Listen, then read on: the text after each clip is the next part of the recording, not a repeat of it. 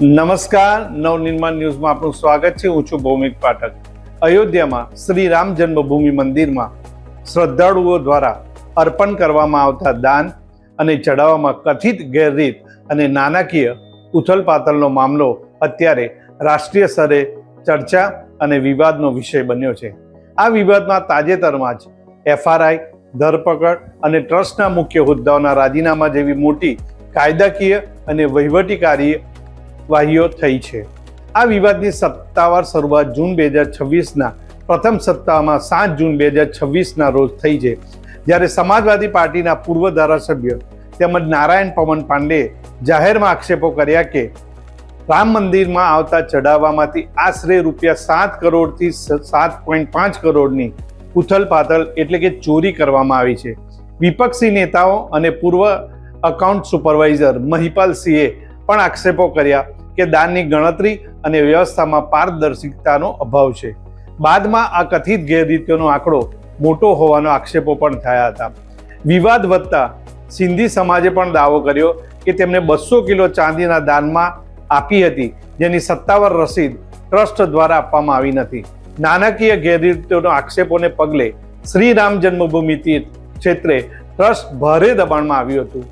શ્રદ્ધાળુઓની આસ્થા અને પારદર્શિતા જાળવી રાખવા માટે ટ્રસ્ટે પોતે જ ઉત્તર પ્રદેશ સરકારને આ મામલે ઉચ્ચ સ્તરીય તપાસ કરવાની વિનંતી કરી. પરિણામે 13-14 જૂન 2026ના રોજ મુખ્યમંત્રી યોગી આદિત્યનાથના આદેશથી લખનૌના ડિવિઝનલ કમિશનર વિજય વિશ્વાસ પંત, આઈજી કિરણ એસ અને નાણાં વિભાગના વિશેષ સચિવ નીલ રતનની આગેવાનીમાં 3 સભ્યોની સ્પેશિયલ ઇન્વેસ્ટિગેશન ટીમ એસઆઈટીની રચના કરવામાં આવી.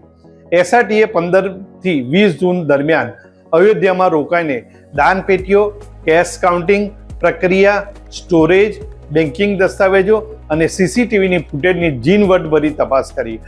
પ્રારંભિક તપાસમાં સામે આવ્યું કે ભક્તો દ્વારા ચઢાવેલા સોના, ચાંદી, હીરા અને રોકડ રકમના રેકોર્ડમાં મોટી ગડબડી કરવામાં આવી હતી.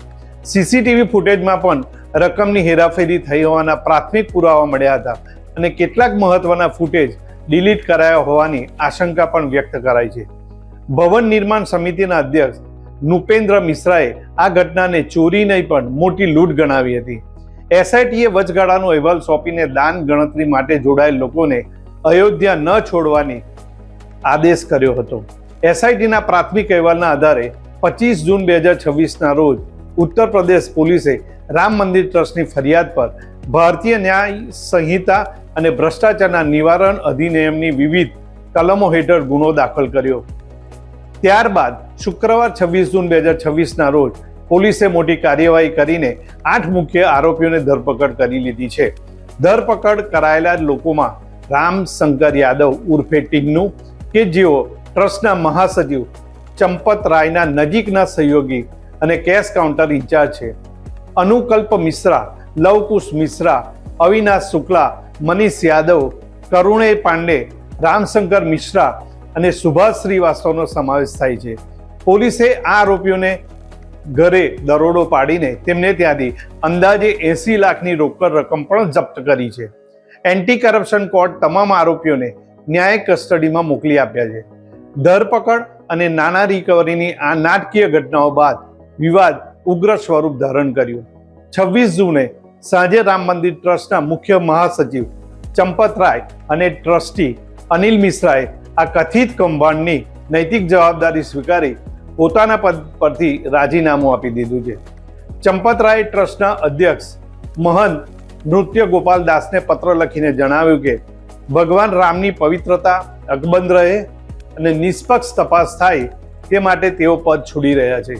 બીજી તરફ સમાજવાદી પાર્ટીના મુખ્ય પ્રમુખ અખિલેશ યાદવે આ મુદ્દે સરકાર પર આકરા પ્રહારો કર્યા છે અને આક્ષેપો કર્યા છે કે એસઆઈટીની આડમાં પુરાવા ભૂસી નાખવામાં આવ્યા છે અને મોટા માથાઓને બચાવવાનો પ્રયાસ થઈ રહ્યો છે.